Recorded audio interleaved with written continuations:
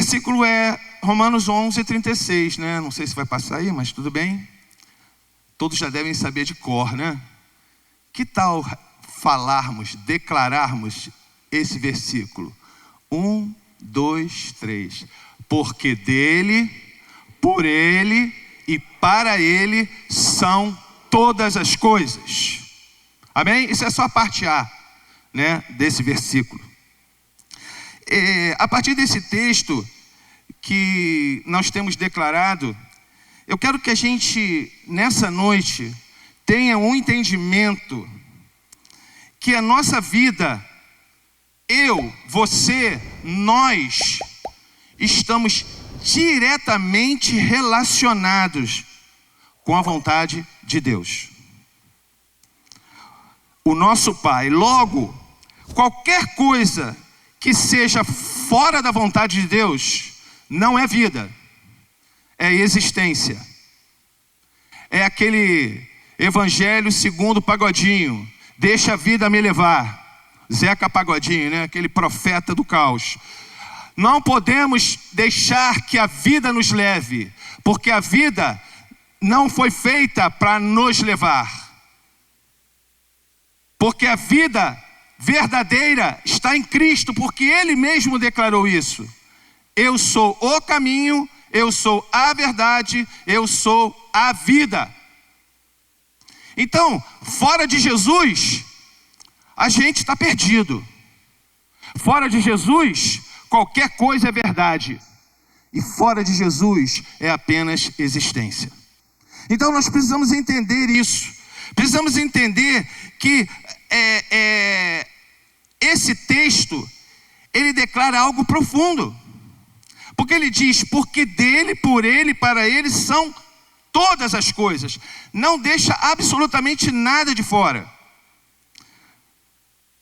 E esse texto, ele é interessante porque Deus diz que ele é o alfa, Jesus, né, é o alfa e o ômega, né?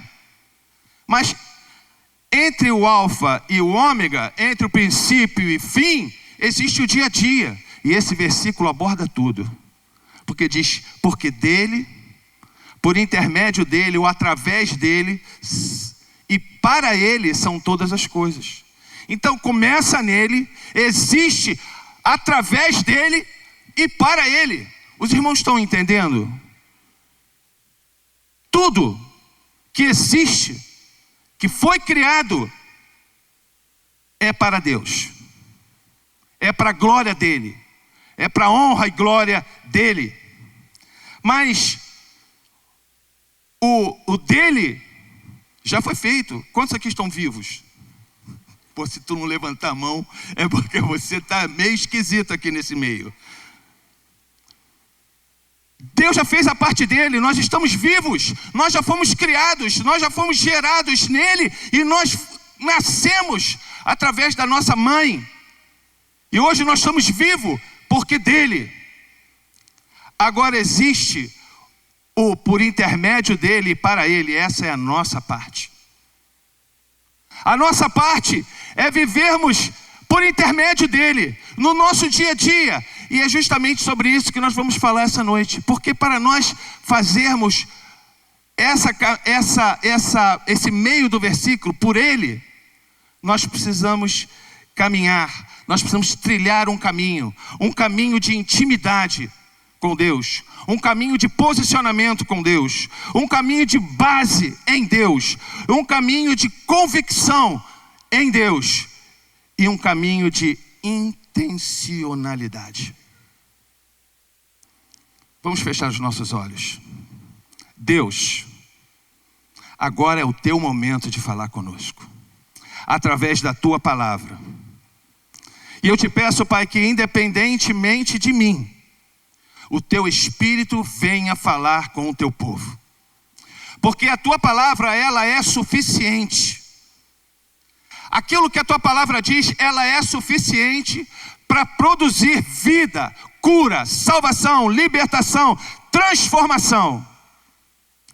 E somente a tua palavra, através do teu Espírito, tem o poder de dividir a palavra em tantos quantos pedaços forem necessários, para que cada um aqui ouça e receba exatamente o que eles precisam para hoje.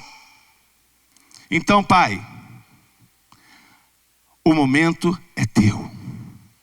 Espírito Santo, você tem total liberdade de falar através de mim, para cada um que está aqui. Por isso eu te peço que o Senhor prepare os nossos corações.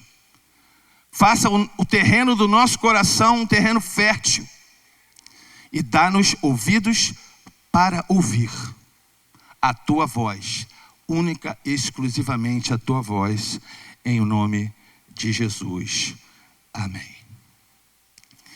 Quem tem um pouco mais de intimidade comigo e conversa comigo um pouco mais, sabe que uma das coisas que eu tenho falado mais nos últimos, não sei quantos meses, porque eu não me lembro quando que começou, mas eu só sei que eu tenho falado da importância da intimidade com Deus. A igreja precisa entender que nós precisamos de intimidade. Porque Deus, quando criou o homem, lá no Gênesis, está lá em Gênesis 1, 26a, diz assim: disse Deus, façamos o homem à nossa imagem, conforme a nossa semelhança. A vontade de Deus ao nos criar é que nós expressássemos a semelhança dele, o amor dele, a graça dele, a misericórdia dele, o poder dele, a unção dele. Ele nos criou à imagem e semelhança dele. Mas aquele abençoado chamado Adão resolveu ser seduzido por uma árvore da qual ele não poderia comer. Isso trouxe uma condenação para o homem, para toda a criação. E a gente chama isso de pecado. Ele pecou porque ele desobedeceu a Deus. E a partir daí, o homem se tornou a imagem e semelhança deste mundo. O homem pensa como o mundo pensa. O homem sente como o mundo sente. O homem faz o que o mundo determina. Eu não vou perguntar para não constranger ninguém. Mas eu posso afirmar que tem muita gente aqui que compra uma roupa de uma determinada marca, porque aquela roupa daquela determinada marca vai destacá-lo no meio das pessoas que ele conhece. Por quê? Porque ele se tornou a imagem deste mundo. Você não compra as coisas por ter necessidade. Você compra uma coisa para ter aparência, para mostrar que você tem. Você tem condição de comprar um carro XYZ? Você vai lá e compra, não porque você precisa daquele carro, não, mas é porque você precisa mostrar que você tem condição de ter aquele carro. Talvez você seja uma exceção, mas a maioria deste mundo pensa assim. Nós acabamos sendo envolvidos, e é por isso que eu louvo a Deus por Jesus. Porque quando Jesus veio, ele veio romper isso. Ele veio resgatar o plano original, para que eu e você pudéssemos ser a imagem e semelhança do seu Pai. Vocês não conhecem o meu pai. Meu pai já está morando com o Senhor há muito tempo. Ele já está vibrando lá com o Senhor há muito tempo. Mas se vocês olhassem para mim e olhassem para o meu pai, muitas características que eu tenho vêm dele. Porque ele é meu pai. Tenho características também da minha mãe. Então nós levamos a característica do nosso pai. E nós precisamos levar isso adiante. fazer com que a morte de Cristo valha a pena, não para só você ir para o céu, porque eu falei já isso aqui uma vez, vou repetir várias vezes. Jesus não morreu na cruz apenas para que você vá para o céu. Ele morreu por mim, por você, por nós, para que através dele nós implantássemos o reino dele aqui na terra, através do nosso comportamento, através da nossa vida. Quem não conhece a Cristo precisa ver Cristo em nós. E para isso acontecer, a gente precisa ter intimidade com Deus. E para ter intimidade com Deus, leva tempo, leva dedicação, leva você. Eu já fiz essa pergunta aqui, antes de eu perguntar de novo, as pessoas já vão saber a resposta, né? Mas tem pessoas que acham que o dia poderia ter mais de 24 horas, porque não tem tempo para fazer tudo o que precisa fazer. E porque você não tem tempo, você acaba não separando tempo para Deus.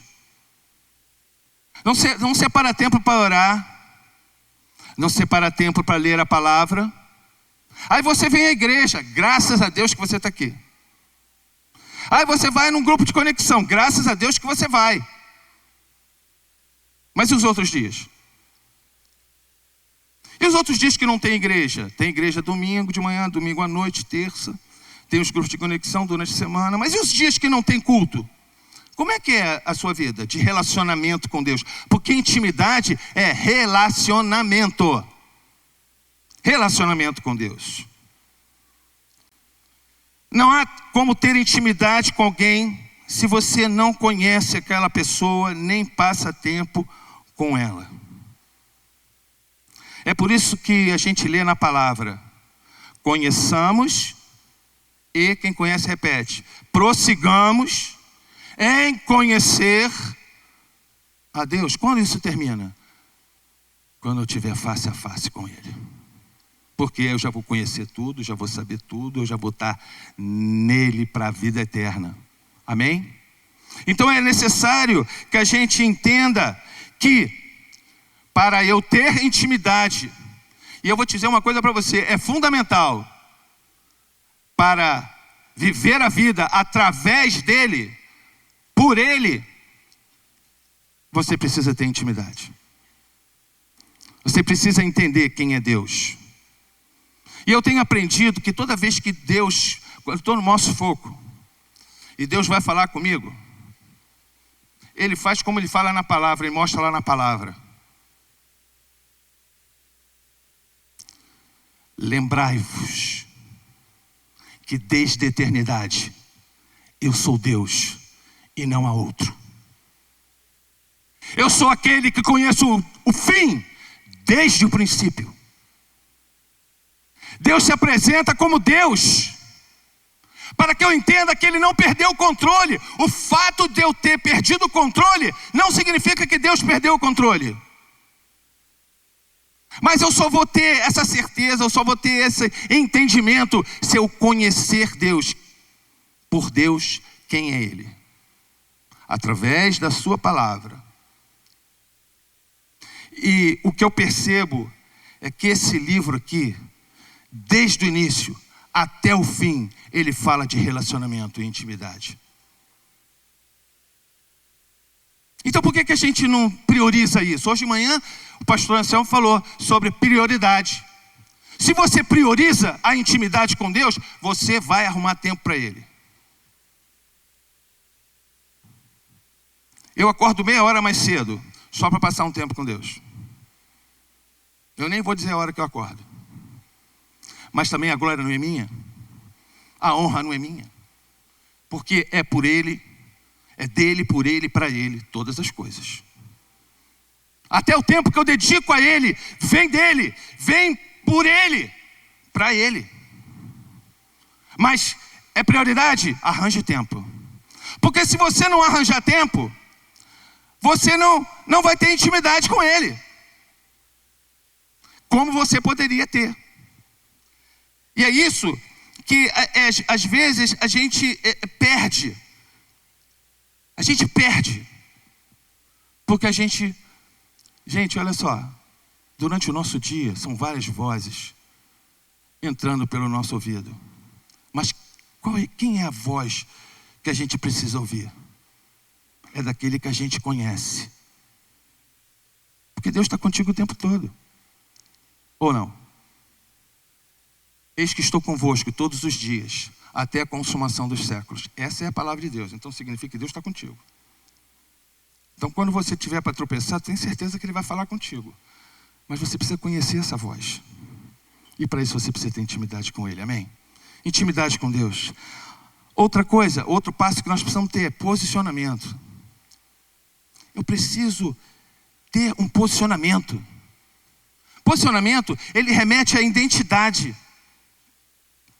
Eu preciso entender quem eu sou. Eu preciso ter intimidade com Deus, mas eu preciso entender quem eu sou.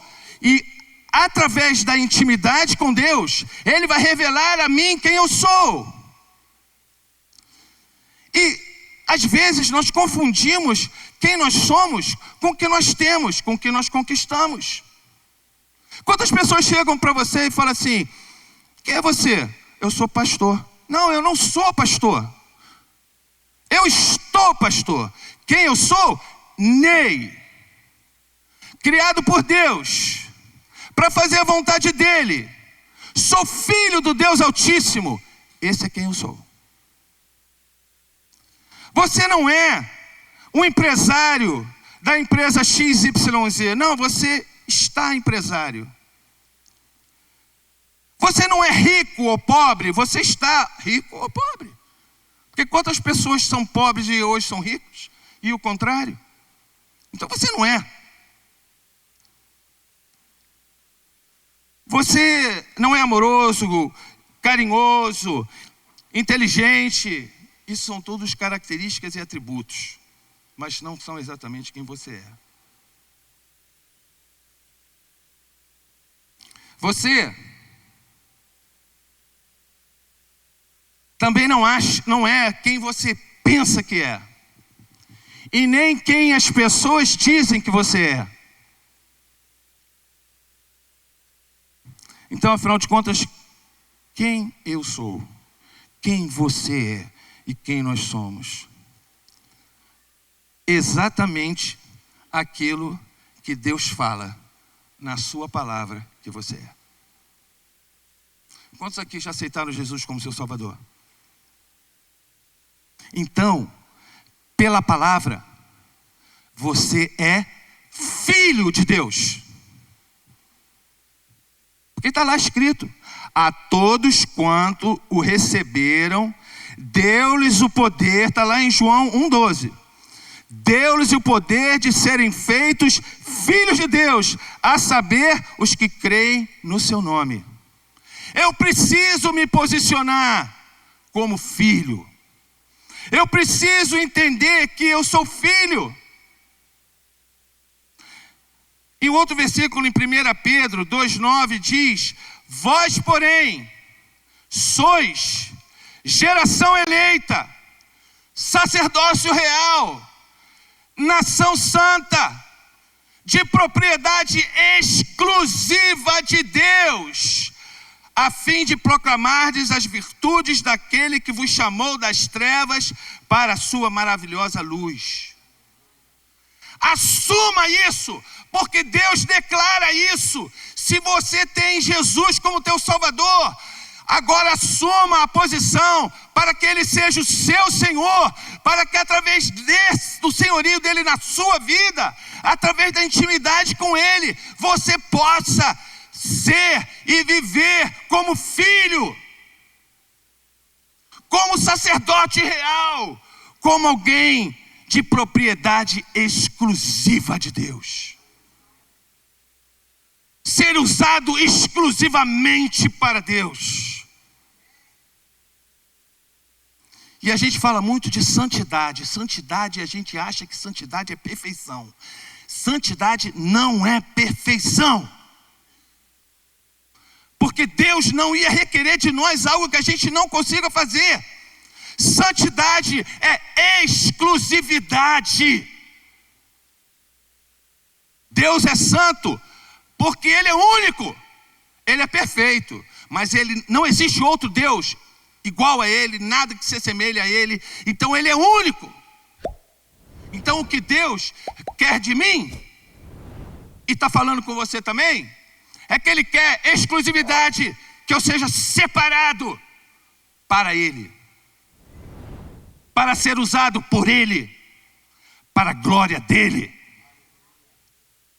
Não tem nada a ver comigo, não tem nada a ver com a minha vida em si, porque eu tenho planos, eu tenho vontade, eu tenho desejo, eu tenho tudo isso, e glória a Deus. E vou beber água porque minha garganta está sequinha aqui.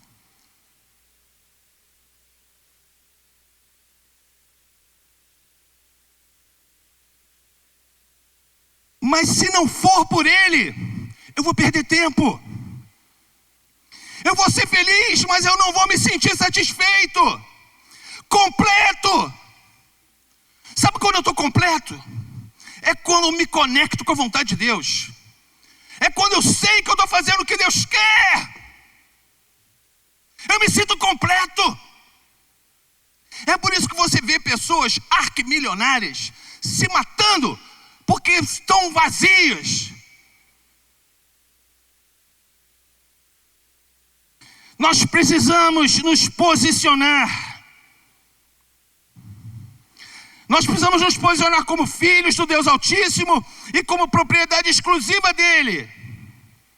Porque se somos propriedade dEle, se somos filhos dEle, nós temos acesso ao trono da graça.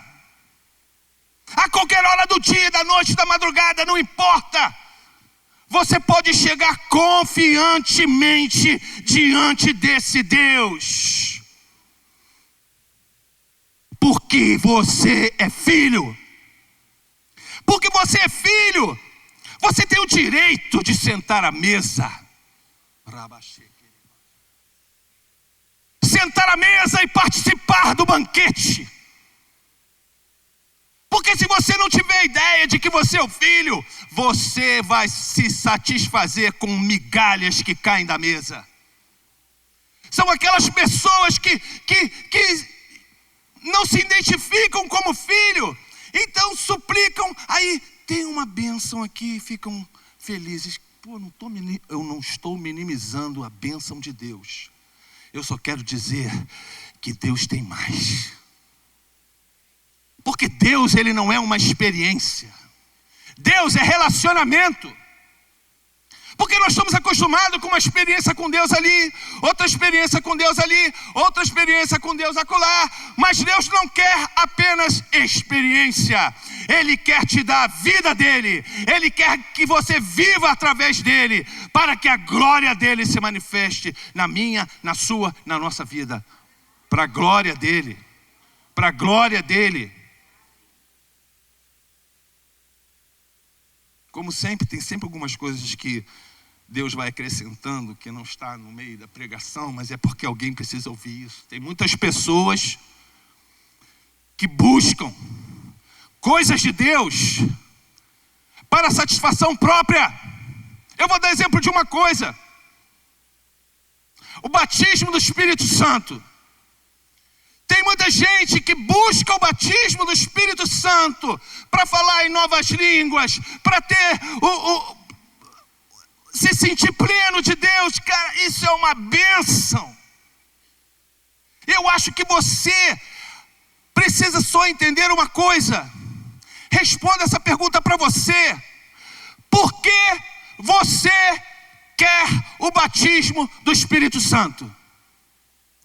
Porque se for para te classificar dentro da igreja como um crente que fala em línguas, esquece. Esse não é o propósito. E eu vou dizer uma coisa para você, e se você se apropriar disso, você que ainda não é batizado com o Espírito Santo, se você se empenhar em ter intimidade com Deus, e você assumir a sua posição de filho e buscar intimidade com Ele, intimidade com Ele, intimidade com Ele, quando você menos esperar, o Espírito Santo vai encher você.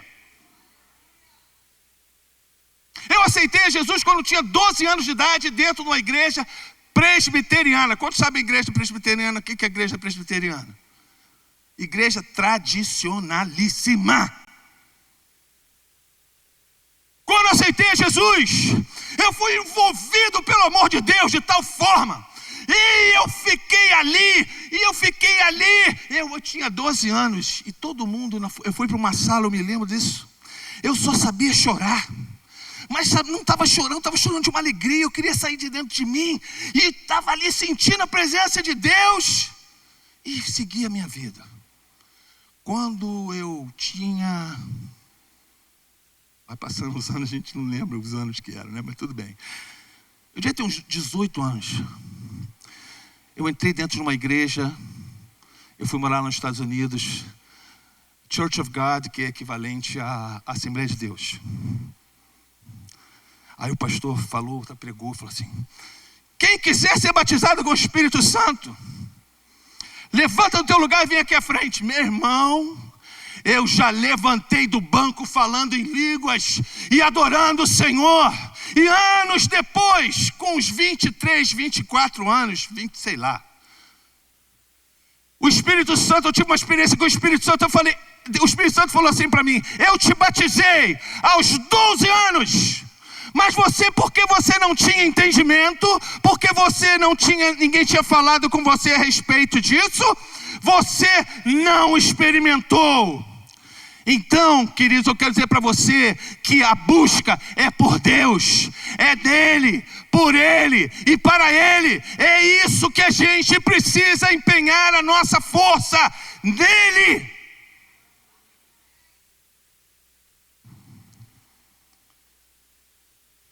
A partir do nosso posicionamento, nós precisamos ter uma base.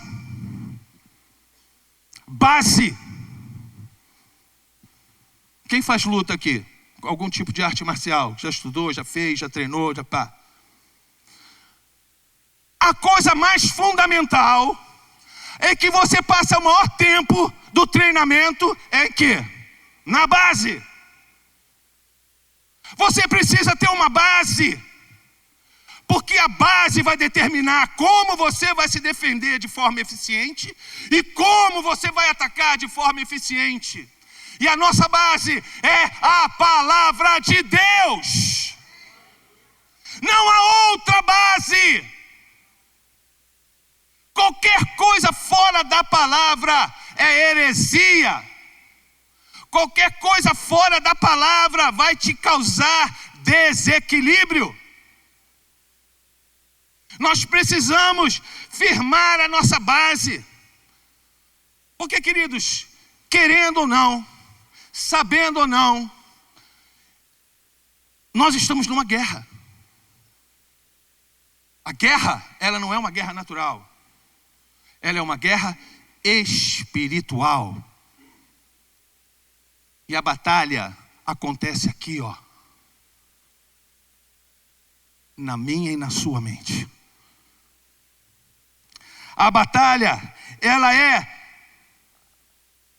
pelas nossas vidas. Vida é o nosso espírito eterno que volta para Deus.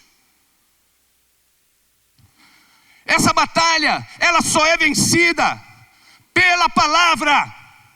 Porque a palavra é a única coisa que revela a mentira. A palavra é a única coisa que revela os sofismas. Sofismas é aquela coisa que soa bem para a nossa alma, mas não é verdade. Eu vou dizer uma que todo mundo conhece. Todos os caminhos levam a Deus. Isso é um sofisma. Porque só existe um caminho. Jesus, que nos leva até Deus. Mas se você não conhecer a verdade, você vai achar que está tudo tranquilo. A base. Quanto tempo você passa lendo a palavra de Deus? Mas eu quero acrescentar.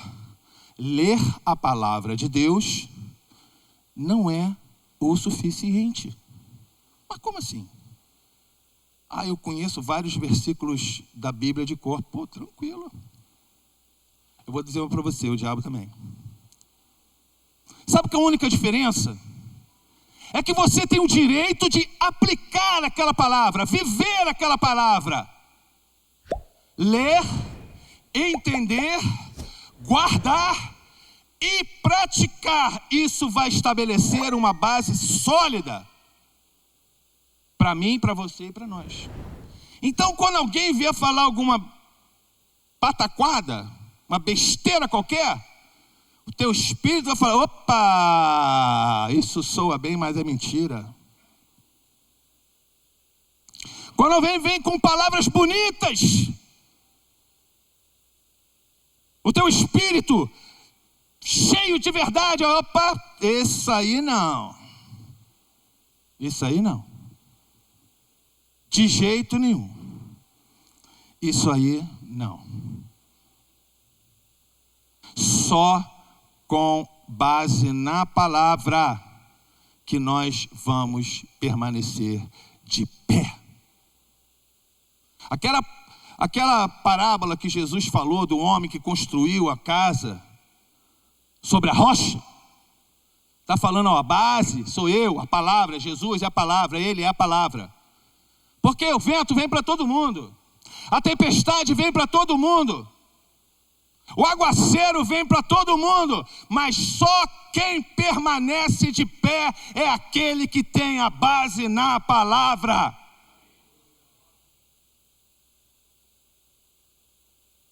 Então nós já estamos falando aqui já há algum tempo, nós já estamos caminhando aqui para o final.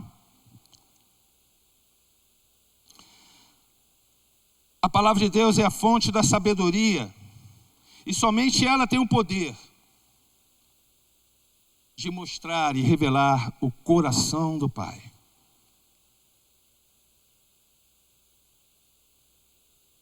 Agora, caminhando para o final, nós vamos falar sobre convicção.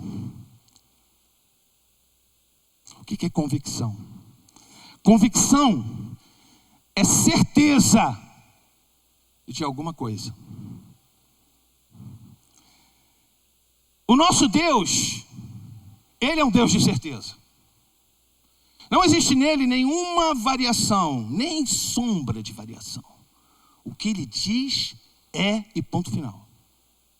Tanto é que quando Ele se apresentou a Moisés, Ele falou que Ele é o que Ele é. Quem pode falar isso? Só Deus. Porque só Deus é tudo. Deus é e ponto final. O que Ele diz vai acontecer e acabou. Eu tenho uma imagem na minha mente, no meu espírito, na minha alma, não sei. É Deus sentado num trono. Em um determinado momento, Ele se levanta. E quando Ele se levanta, todos os anjos ficam em posição de sentido. Todo o universo, as hostes do mal, do bem, de tudo, para. Porque Deus vai falar. Esse é o nosso Deus. Porque nós temos dificuldades. Até o momento que Deus fala, chega, agora comigo. O povo, 400 anos cativo. Aí em um determinado momento ele separa um homem. E ele fala para aquele homem, eu tenho ouvido o clamor do meu povo. Eu tenho visto a sua aflição. E tenho sentido a sua dor. Pois agora eu venho. E quando Ele vem, ninguém pode impedir. Eu quero que você saia daqui essa noite entendendo que você precisa percorrer essa caminhada. Você precisa buscar intimidade com Deus. Você precisa assumir a tua posição de filho. Você precisa edificar a tua base. Você precisa ter convicção. Convicção de que aquele que começou uma boa obra em vós há de aperfeiçoar até o dia final. Game over. Convicção. E a convicção, ela não vem de qualquer jeito. Você não decide agora, eu vou ter convicção. Não, você não vai ter convicção assim. Você só terá convicção a partir do momento que você tem um relacionamento com Deus, a partir do momento que você se posiciona como filho, a partir do momento que você edifica a sua base na palavra. Aí terá um resultado, porque a fé vem pelo o quê? Então pronto, você tem que passar tempo com a palavra de Deus, você tem que passar tempo com Deus, você tem que se posicionar em Deus, e a partir daí você vai ter convicção. E quando você tem convicção de alguma coisa, rapaz, as coisas mudam. Mas não, mesmo que não mude em volta de você, mas muda dentro de você. E eu vou dizer para você, sabe quem vence a batalha? É quem permanece de pé por último. E eu vou permanecer de pé por último em nome de Jesus. Eu tenho essa convicção de que as lutas podem vir, porque já vieram.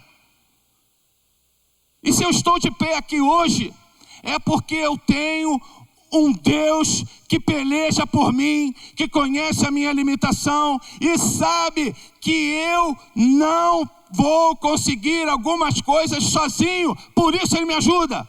Mas eu preciso buscá-lo, eu preciso passar tempo com Ele, para Ele falar comigo. E agora encerrando, caminhando para o final, os irmãos do Ministério do Louvor podem subir. Falar sobre intencionalidade. O que é intencionalidade? É você fazer algo com intenção. Eu tenho a intenção de fazer isso. Mas as boas intenções. Porque pode ser que você esteja fazendo algo bom. Escute isso aqui. Você pode estar fazendo algo muito bom, mas com a intenção errada. Então, para Deus, isso não é nada bom. Então você pode estar ajudando alguém para que as pessoas em volta batam palma para você. Aquilo que você está fazendo para Deus não tem significado nenhum.